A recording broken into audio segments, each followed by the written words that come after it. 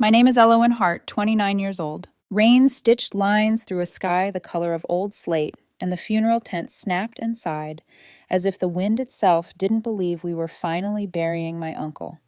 Black umbrellas bobbed like dark flowers. Mom clutched a rosary she never actually prayed with, her knuckles white, her mouth pressed into the small, tight smile she used when she wanted to look dignified. Dad shook hands with men who called him Tom and talked about the project in low voices. I stood at the edge of the family row, half in shadow, watching the estate lawyer's maroon tie flutter as he checked his notes and cleared his throat. We gathered afterward in the church's reception hall, coffee in urns, coleslaw sweating in bowls, the smell of lilies and lemon cleanser. When the lawyer tapped his glass for attention, forks went still.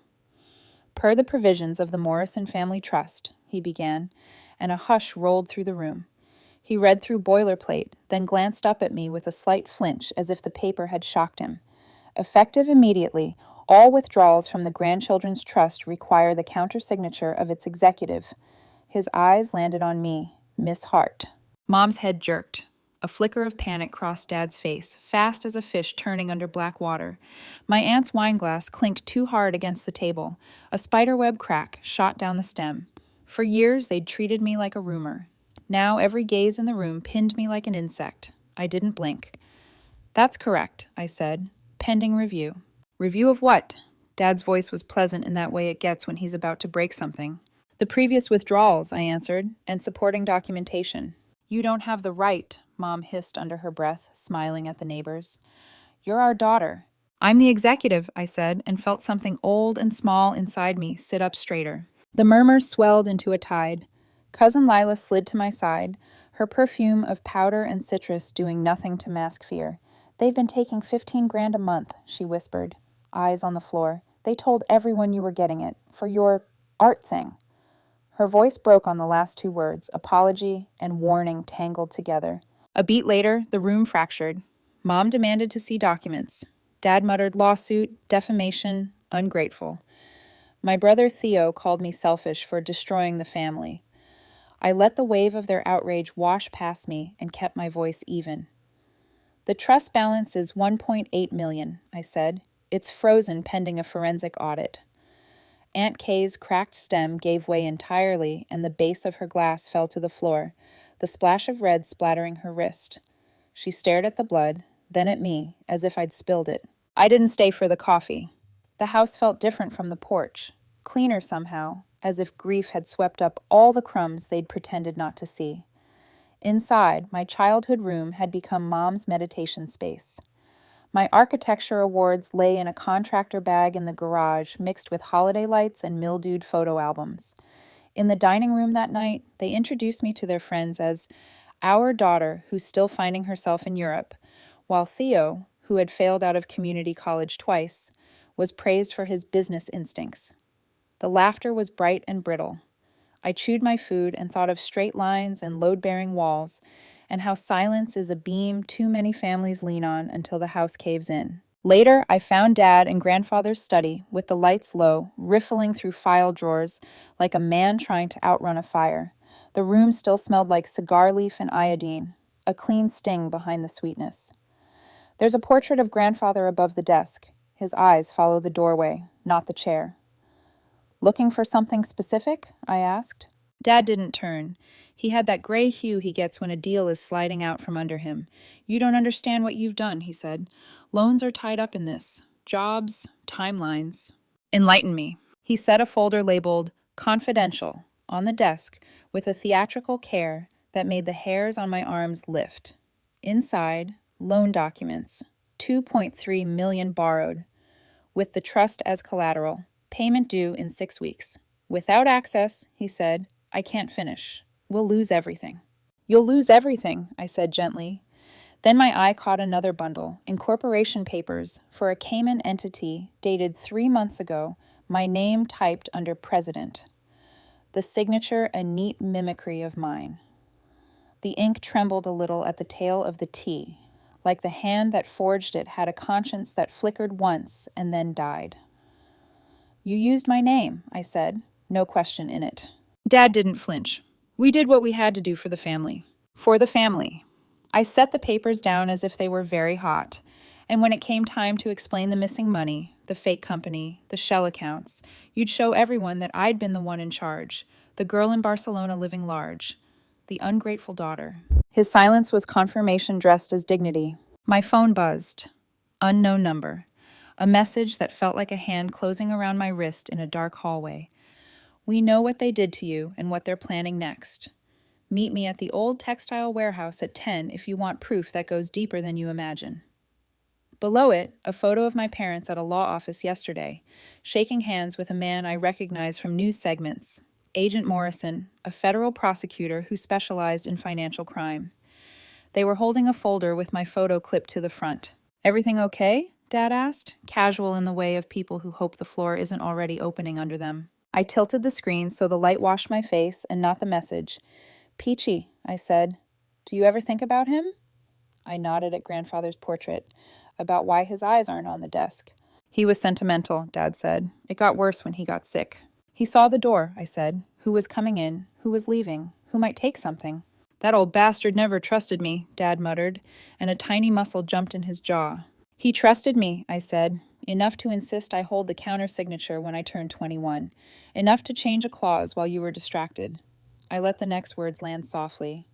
"He was also recording you." Dad laughed, but it was hollow as a cheap door. "You always were dramatic." "So are indictments." He closed the drawer. "You think you've won." "I think we're not done," I said, and left him to the smell of iodine and old smoke. In the hallway, the gallery wall of family photos pulled at me. Weddings, christenings, a 4th of July, with sparklers blurring into strings of light. Somewhere in the middle, a photo of Grandfather and me in his garden, while he taught me how to draw a straight line without a ruler. His hand hovered over mine, not touching, the way you guide someone you know will learn by the feel and not the lecture. I remembered him coughing, voice papery. "You're the only one who sees clearly." My phone buzzed again. "Your grandfather knew everything. Check his safety deposit box. Nauru 447. The key is exactly where he told you it would be." I stared at the words until they doubled. I had never told anyone about his last conversation with me in the hospital, the way his hand found mine in the sheets and he whispered, "The key is safe, where the sea can't find it." I had thought he was delirious. I had thought he was saying goodbye in metaphors. The only person in the room had been me. A car idled outside, its headlights briefly painting the foyer ceiling with a wavering white. I stood very still, listening. The hum, the click of the kitchen clock, Mom's voice in the den rehearsing a grievance. If someone had been in that hospital room, then someone had been watching longer than I'd guessed. The back of my neck prickled. Upstairs, I pulled Grandfather's jewelry box from the closet shelf. It was a heavy old thing with a false bottom, a trick he'd shown me when I was 12 because he said architects should understand hidden structures. My hands didn't shake until I slid the panel and found the small plastic packet taped beneath, my name written in his careful, stubborn script. The key inside was ordinary as a dime and might as well have weighed 100 pounds. A floorboard creaked in the hallway. Theo's footsteps paused, then moved on. I wrapped the key in tissue and tucked it into my boot. In the mirror, the funeral pinned on my jacket made me look like a girl who'd learned to be polite at all the wrong moments. A third text, "Come alone. The warehouse has cameras. If you bring them, we vanish." I thought about the maroon tie trembling in the reception hall, about Aunt Kay's glass, shattering like a bad omen, about Dad's gray face hovering over the word confidential. And I thought about the way Grandfather always angled his chair in this study so he could see the door. At 9:45, I slipped out the side entrance. The rain had gentled to a steady curtain, quiet enough that I could hear the car that wasn't trying to be heard idling a block away. I walked anyway. I've learned that fear and resolve look the same from a distance if you keep your shoulders level. I didn't tell Detective Reyes because I didn't know her yet. I didn't tell anyone. I drove the old Civic I keep registered in my name because Dad thinks it's tacky. The textile warehouse squats out past the river where the factories collapsed into themselves in the 90s, its broken windows like dead eyes. Only one car sat near the loading dock, a black sedan with tint too dark to be legal. I killed my lights 2 blocks away and approached on foot, the key in my boot like a pulse. I paused at the threshold and listened. A hum of electricity, the drip of rain through corrugated holes, a far-off train. In that pocket of sound, my phone buzzed one last time. "Thank you for coming, Miss Hart. We've been waiting a long time. I stepped inside. The air inside the warehouse smelled of rust and rain-soaked dust, the kind of scent that clings to old secrets. A single bulb swung from a cable above, painting long shadows across cracked concrete. A woman stepped forward from behind a stack of metal crates. Her silhouette was sharp, her movements deliberate, her coat glistening faintly where the drizzle had touched it. "Miss Hart?" she asked. Her voice was steady, low, and clipped. "Detective Valentina Reyes, Financial Crimes Division." The badge she flashed caught the light like a flash of lightning. I stopped 3 paces away. "Are you here to arrest me?" She almost smiled. "Quite the opposite." Then she held up a thick manila envelope. "Your grandfather made sure of that." That sentence hit me harder than I expected. "My grandfather?" "Yes." She nodded toward the envelope. "He contacted us 18 months ago, before his passing. Said his family was laundering money through a trust fund, said the youngest was innocent and in danger." I didn't move. Rain whispered against the broken windows, and somewhere in the darkness, a pigeon startled and took off, wings echoing in the rafters. Detective Reyes laid the envelope on a crate between us. "You froze that account, didn't you?" I nodded. "Then you've just made my job much easier," she said. I tore open the envelope. Inside were bank statements, wire transfers, and transcripts of phone calls. My parents' voices unmistakable. "Mom, once she's arrested, we liquidate to cover legal fees. No one questions a grieving family." "Dad, 25 years I waited for that old bastard to die. I'm not letting her ruin it." Theo's laugh followed, cold and young. "The idiot in Spain will never see it coming." My stomach twisted. "How long have you been recording them?" "Not me. Him." Reyes gestured toward the ceiling, as if he were still above us somewhere, watching. "Your grandfather installed hidden surveillance in his study. He documented every theft, every lie, every threat. He knew they'd come for you when he was gone."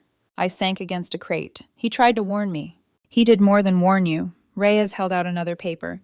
"He changed the trust's executive clause. Only you can authorize any release. That's what protected the money and why they're desperate." The word desperate hung in the damp air like smoke. She continued, softer now. "He also left you something. Box number 447 at Grand Cross Bank." I froze. "Nauru 447. Reyes's eyes narrowed. "So you got the message too?" "Someone texted me," I said. They knew things only he and I could have known. Even the hospital room conversation. Reyes didn't look surprised. "We think someone in his circle kept eyes on you, agents he trusted.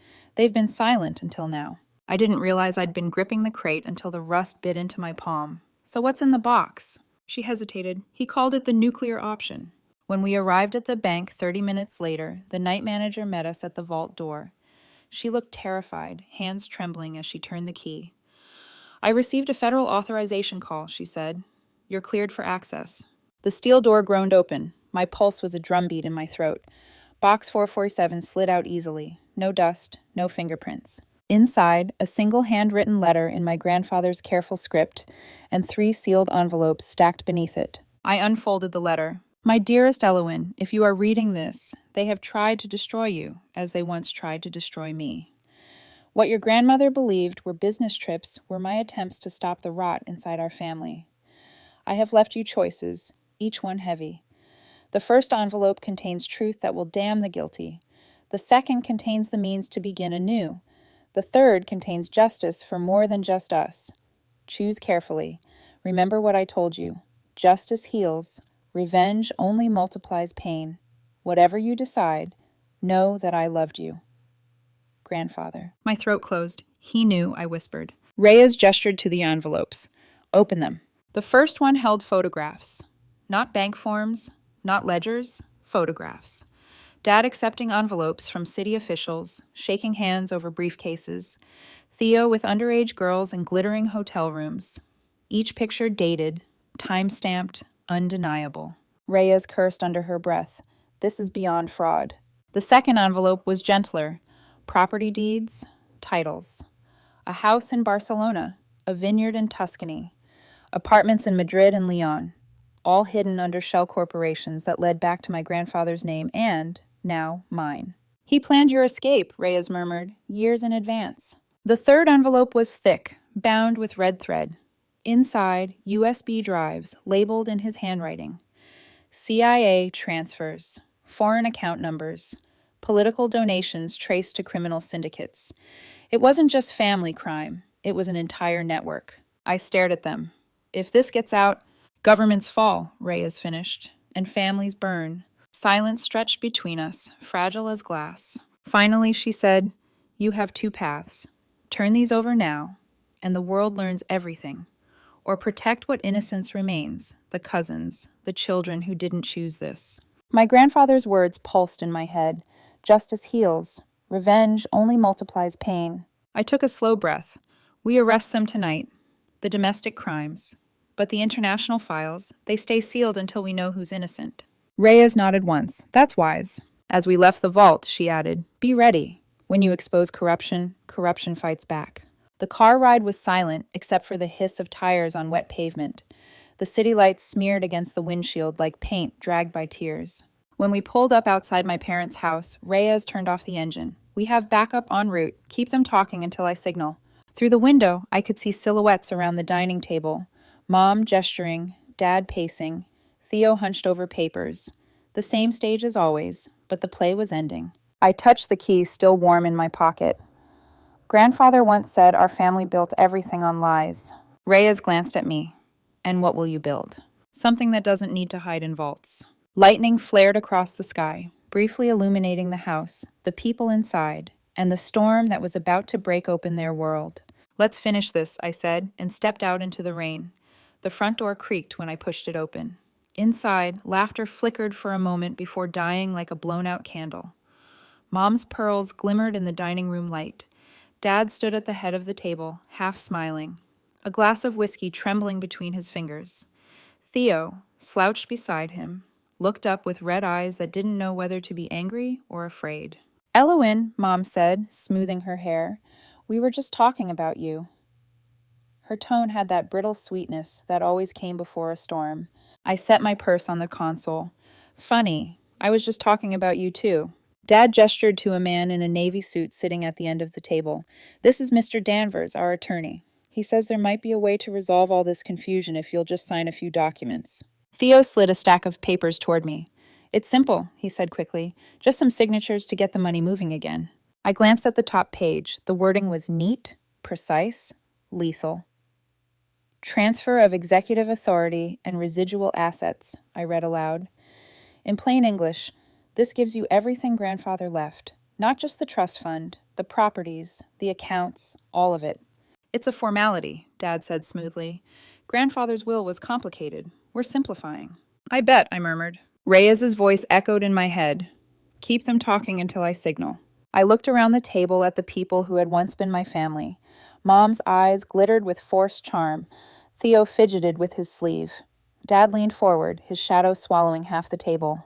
"You know," I said softly, "for years I thought I was the black sheep. Turns out I was just the only one who wasn't dyed in the same ink." Dad's smile tightened. "Elowen, enough games." I set the papers down carefully. "There's just one problem with your plan." Mom's voice sharpened. "And what's that?" "You're all under arrest." The words had barely left my mouth before the front door exploded open.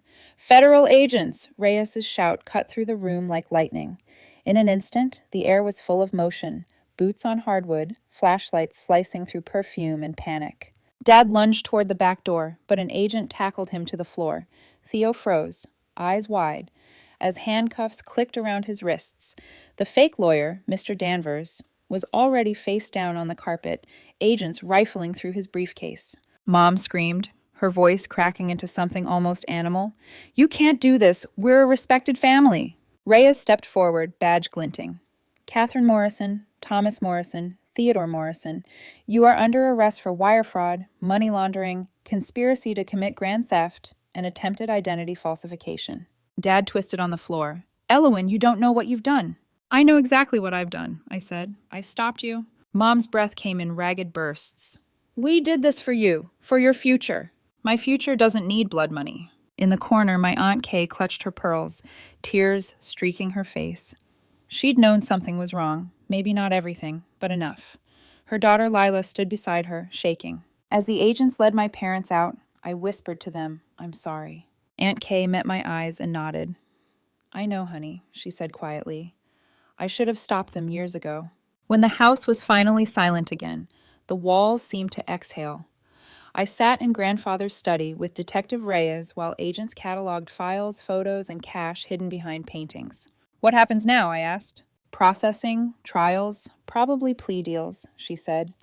We have enough evidence to put them away for decades. But we'll protect the innocent relatives, the ones who didn't profit. And me? Reyes looked at me over the rim of her coffee. You're free, Elowen, and safer than you've ever been. It didn't feel like freedom. It felt like standing on the ruins of a house I'd once called home. 2 weeks later, I was in Barcelona. Grandfather's house overlooked the sea, white walls glowing under Mediterranean sun. He'd bought it years ago under a shell company. Now, the deed bore my name. I unpacked slowly, each room a memory. I'd never lived, but that he'd built for me anyway. In the study, I found letters hidden behind books, each one in his looping script. He'd written to me about architecture, about light, about how spaces could heal people if designed with intention. One envelope was taped inside a photo album. My dearest Elowen, if you're reading this here, then justice prevailed. You will feel guilt. It will fade. You will feel alone. It will pass. Build something beautiful from what they tried to destroy. That will be my true legacy. I pressed the paper to my chest and whispered, I will. The next morning, news broke. Local magnate charged in international laundering scheme. Family trust fraud uncovers human trafficking links. The words didn't sound real, even with my family's faces beside them. Dad, facing 25 years, reduced to 20 for cooperation. Mom refused to testify, sentenced to 25. Theo, 8 years for aiding and abetting. The headlines called it Grandfather's Posthumous Revenge. But I knew better. It wasn't revenge. It was justice finally unburied. That night, I received a message from an unknown number. Not a threat this time, just words that made me sink to my knees. Because of what your grandfather started and what you finished, my daughter is alive. She was rescued last month from one of the operations your family funded. She's 8 years old. Her name is Carmen. Thank you for saving her life. I stared at the screen until tears blurred it. For the first time since the funeral, I felt something close to peace. Months later, the Morrison Community Center opened its doors, a shelter and education hub for women and children, built on grandfather's blueprints, finished with my designs. At the ribbon cutting, reporters asked, "How does it feel to use your family's fortune for good?" I smiled. It feels like healing. In the crowd, I thought I saw someone watching from a distance, a man in dark glasses, too still, too familiar. When I looked again, he was gone. Just a trick of the light, I told myself. But some part of me knew better. Because shadows don't vanish. They just wait for a new shape to cling to. And somewhere far away, a prison door would open sooner than expected. It was nearly midnight when my phone rang. The screen showed a number I didn't recognize, but something in my chest already knew who it was. Elowen, the voice said softly. It's me. Theo. For a moment, all I could hear was the sound of the sea outside the Barcelona house, waves breaking like slow applause. He was supposed to be in federal prison. He wasn't. You shouldn't be calling me, I said. I had to, he replied. I need to see you. It's about Dad. The words landed heavy. He's still serving his sentence. A hollow laugh. Not for long. The cemetery was empty except for a thin fog crawling between the stones. I parked under a flickering street lamp and waited. One hand on the keychain grandfather had given me as a child. A tiny compass that never pointed north, only home. Theo appeared from the mist, thinner, paler, his face sharper in the moonlight. His hair had grown out, and there was a scar along his jaw I didn't remember. But his eyes, those were the same. Restless, haunted. You shouldn't be out, I said. They let me out early, he answered. Cooperation, good behavior, new name, federal witness protection. I raised an eyebrow. Witness protection? He nodded. I go by David now. David Chen. He smiled faintly, and the sadness behind it made me believe him. We stood there between the graves, the air thick with the smell of wet grass and rain. He knelt down beside grandfather's headstone and placed a small bouquet of white roses. These were his favorite, he murmured. You brought them too, didn't you? I nodded. Every year. He stayed kneeling for a moment, then said quietly, I spent 2 years reading through grandfather's files, the ones they made me review for my plea deal. Every document, every photograph, every testimony. Do you know what it's like to see the faces of the people you've destroyed? No, I whispered, and I hope I never do. There was a girl named Lucia, he said, 13. Traffic shade from Guatemala. Sold 3 times before she escaped.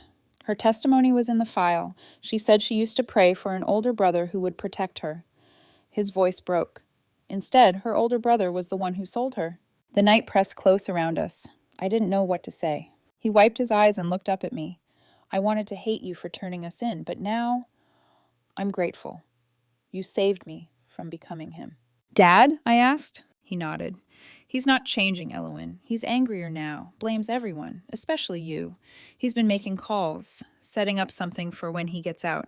A chill crawled up my spine. When? Soon. Sooner than you think. He reached into his coat and handed me an envelope. Inside is everything I know. His contacts, the fake identities he's planning to use, the people who still owe him favors. You're on the top of their list. I hesitated before taking it. Are you in danger too? I'm already dead, officially, he said. New name, new face, new life. He looked at the grave again. But I couldn't leave without warning you. Why risk it? I asked. He managed a small, sad smile, because grandfather would have wanted me to, and because I need to make something right before I disappear again.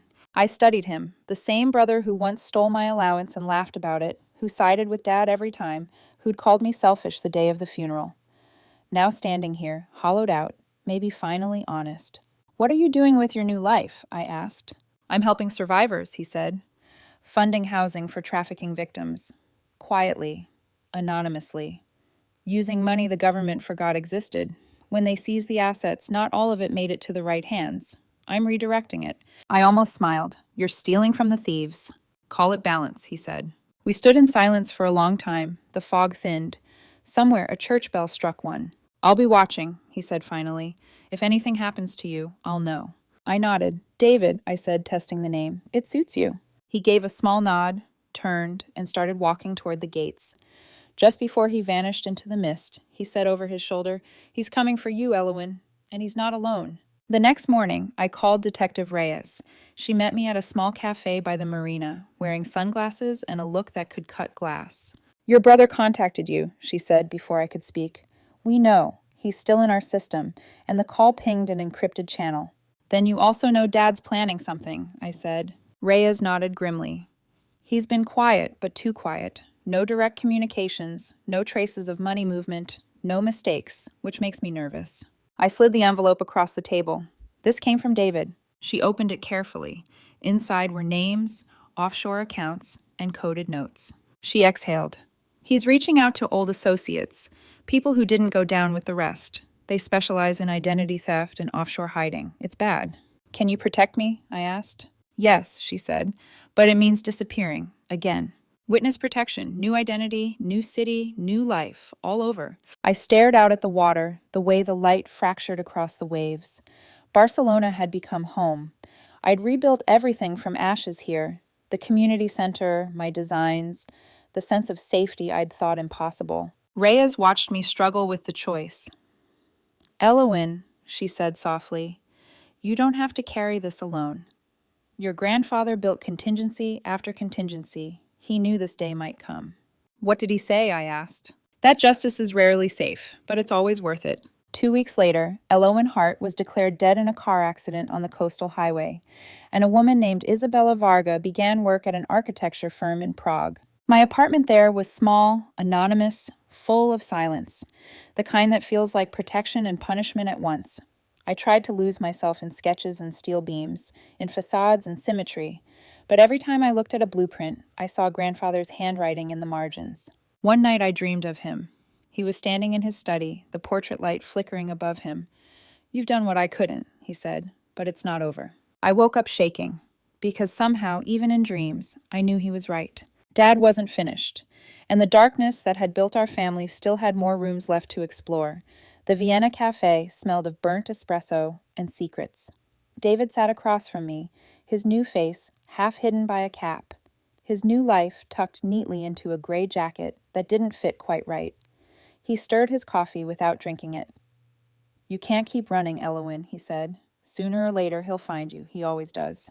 He's still in federal custody, I said, though my voice didn't sound convinced. For now, David replied, but the people helping him, they don't believe in prisons. They believe in debts, and they think you owe them. I leaned back. So what? You want me to disappear again? Another new name, another fake apartment, another life I never get to finish? No, he said, I want you to end it. I blinked. End it? He looked up. By turning yourself into bait. For a long moment, I just stared at him, waiting for the punchline that didn't come. That's insane. It's strategic, he said, lowering his voice. Interpol, the FBI, check intelligence. They've been trying to map what's left of Dad's network for years. He still has offshore operatives, informants, corrupt officials. If we can draw him out, they'll come with him. I exhaled slowly. You're suggesting I walk right into the open, so the man who wants me dead can find me. Not just him, David said. Everyone who's still loyal to him. If they all show up for one last act of loyalty, it's over. And if something goes wrong? He looked straight at me. Then I'll make sure he never hurts anyone again. The look in his eyes reminded me of grandfather's. The same quiet calculation, the same acceptance of necessary violence. I shook my head. You sound like him. Good, he said softly. Maybe it's time someone did. 2 weeks later, I was back in Barcelona. The same sea, the same streets, the same house I thought I'd never see again. But this time, I wasn't hiding. I was setting a stage. Every public appearance was part of the plan. Magazine interviews, architectural showcases, a speaking panel about women rebuilding after trauma. I smiled for cameras, answered every question, and waited for the inevitable shadow that would follow. It didn't take long. The first sign came as a break-in at my apartment. Nothing was stolen. Drawers were opened and closed, documents photographed, cameras installed. Reyes's team found the bugs before dawn. They're watching, she said, unplugging a hidden lens from the ceiling vent. You've got their attention. Good, I replied. Now we make them think they're winning. The community center was finished by then. White walls, open courtyards, and windows that let sunlight flood every corner. The director, a kind woman named Marisol, led me through the children's wing. The playroom you designed has become their favorite spot, she said. They call it the Sky Room. I smiled. Why? Because the light never feels trapped. In the corner, a little girl sat reading by the window. She looked up as I passed, smiled, and waved shyly. A name tag on her dress said Carmen. I froze. Her name's Carmen? Yes, Marisol said. She and her mother came to us 6 months ago. From Central America. I swallowed. Is her mother here? Marisol nodded. She volunteers in the kitchen sometimes. Says you save them. I didn't trust my voice enough to answer. For a moment, the room felt brighter than sunlight should allow. 3 weeks later, David called through an encrypted line. They've taken the bait, he said. We intercepted a message between Dad and his partners. They're planning something for the anniversary of Grandfather's death. What kind of something? Coded language, he replied. But they mentioned a cemetery. They want it symbolic. I closed my eyes. Of course they do. That's where it all began. They think you'll show up alone, David said. And they're right. Not alone, I corrected. You'll be there. And Reyes. Reyes will have half of Europe there, he said. Every agency is ready. Interpol, Spanish intelligence, even the CIA has a few eyes watching. I laughed bitterly. Grandfather would have loved this. One last family reunion. Except this time, David said, the right side wins. The night before the anniversary, I received a handwritten note slipped under my door. Elowin, your grandfather's grave needs tending. Meet me there at midnight. We have family business to discuss. Dad. The paper smelled faintly of tobacco and rain. The handwriting was unmistakable, precise, confident, cold. I called Reyes immediately. He's here, I said. He crossed into Spain. We know, she replied. He's using a fake passport under the name Thomas Kane. We've been tracking him for days. Every exit, every road, every vantage point around the cemetery will be covered. Do I walk right into him? Yes, she said. You do exactly what you've always done. Face him head on. I looked at the folded note in my hand, at the trembling edge where the ink had bled from a raindrop. All my life, I'd run from him, his voice, his anger, his legacy. But now, I wasn't the child anymore. I was the architect. And tonight, I would build the ending myself. At 11:50, I stood at the gates of the cemetery. The air was still, heavy with the scent of cypress and wet stone. Every angel statue seemed to watch me, white roses in my hand, just like Grandfather's favorite. The path to his grave stretched ahead like a scar. Somewhere beyond the darkness, I could hear the faint click of a radio, a signal meant for Reyes's team, agents hidden behind tombs, behind mausoleums, in cars parked blocks away. I stepped forward. 1 step for every year of silence. one step for every lie that built this family's empire. When I reached the grave, I knelt and laid the roses down. The marble was cold beneath my fingers. And then I heard it, a footstep behind me. "Hello, Elowen," my father said. His voice was older, rougher, but still carried that same arrogance, the kind that believed it could outtalk truth. I stood slowly and turned to face him. The last act of our family's history had begun. He looked nothing like the man I remembered.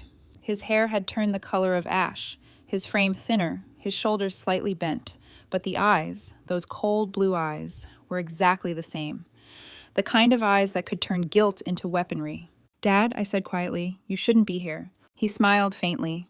"You said that once before, 5 years ago. You were wrong then too." Rain started again, light but persistent, tracing silver lines down his face.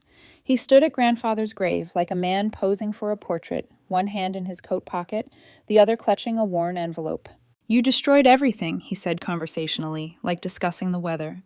40 years of work, relationships, trust. "Crimes," I corrected. He tilted his head. "Semantics." I could feel Reyes's team around us, unseen but close, shadows shifting in the dark. Every word we said was being recorded. He didn't know that yet. "I didn't destroy anything," I said. "You did. I just stopped pretending it was worth saving." His laugh was low, bitter. "Your grandfather said the same thing once. He was wrong, too. He thought he could play saint while feeding off the same poison as the rest of us." I frowned. "What are you talking about?" He stepped closer. "Did you really think he made all that money from architecture and consulting? He was no hero, Elowen. He sold intelligence, manipulated foreign contracts, used people like currency. The only difference between him and me was that he felt guilty about it." "That's not true." He shrugged. "He lied to everyone, including you. He kept you close because you were leverage, because one day he knew someone would come for him, and what better shield than a loyal granddaughter who worshipped him?" "You're lying," I said, but my voice cracked slightly. He smiled. He'd heard it. "Of course you'll say that. That's what victims do when their stories start to unravel." I took a slow step back. "Is that why you're here? To rewrite history?" "No," he said, and held up the envelope. "I'm here to give you a choice." He tossed it to me. The paper was damp, edges curling from the rain. Inside were typed addresses, bank codes, keys, 12 safe deposit boxes in 6 countries. "That's enough to buy you peace for the rest of your life," he said.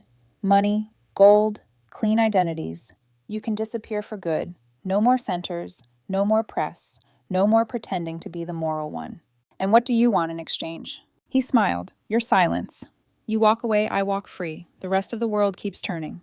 "And if I refuse?" His hand slid into his coat pocket again. The metallic click echoed softly through the cemetery.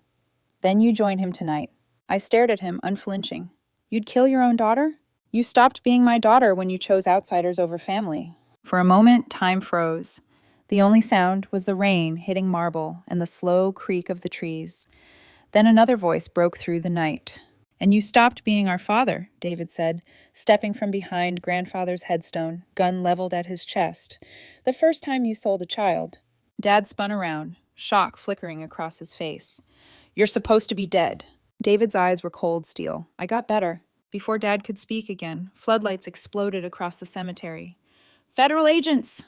Reyes's voice thundered through the dark. "Drop the weapon."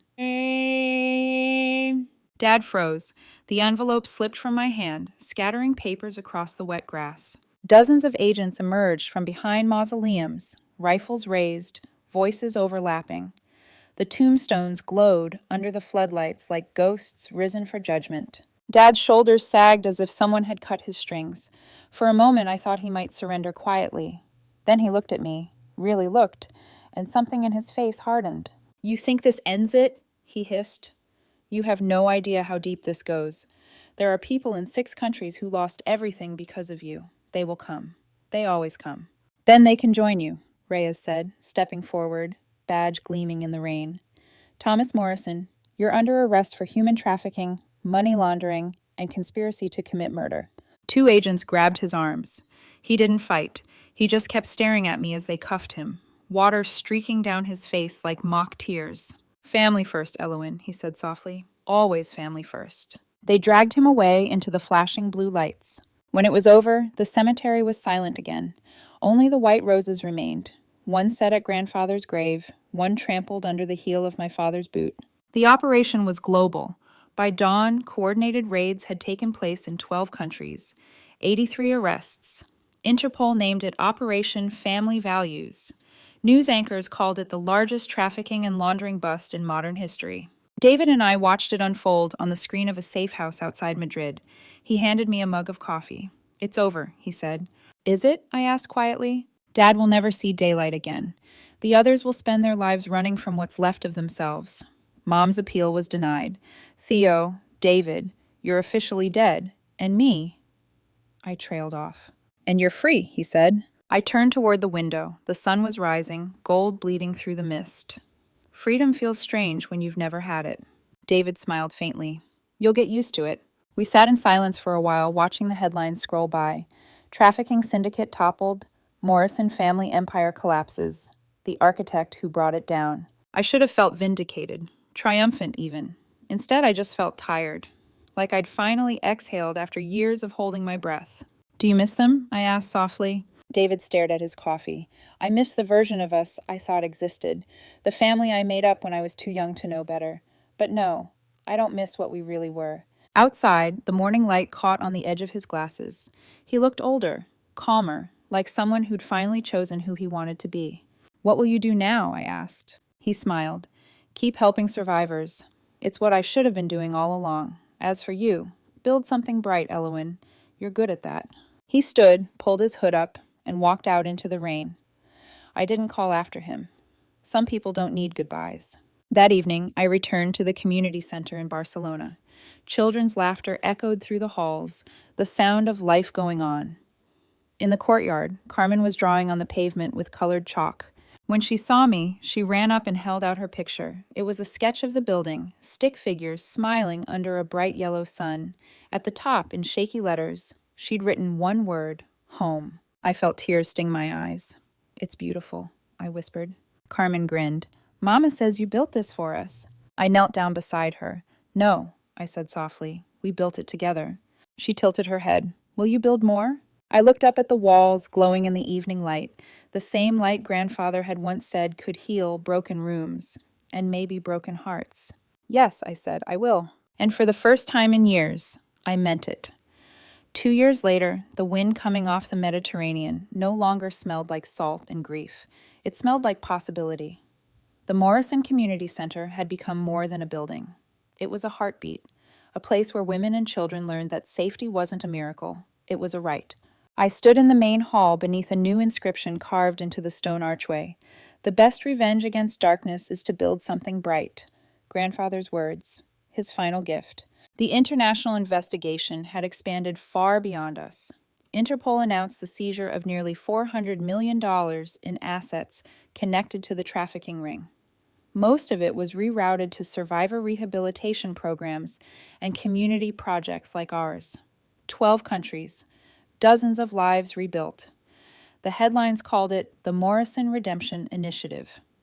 I didn't correct them, because it wasn't redemption, it was responsibility. Detective Reyes, now Director Reyes, visited the center one afternoon, trench coat still perfectly pressed, eyes sharper than ever. She watched the children playing in the courtyard and smiled. "He'd be proud, you know." "Which one?" I asked.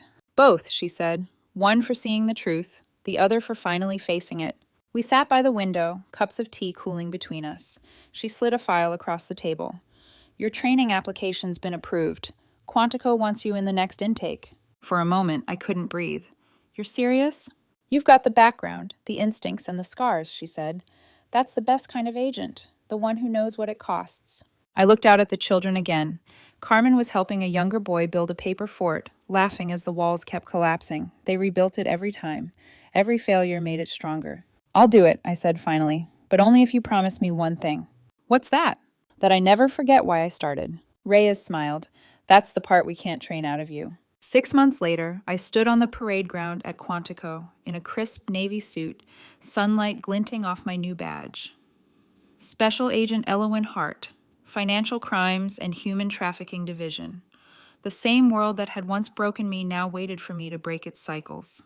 My first assignment took me to Poland, a warehouse raid, dozens of agents, dozens of children rescued, and among them, a 13-year-old girl clutching a torn photograph of her family.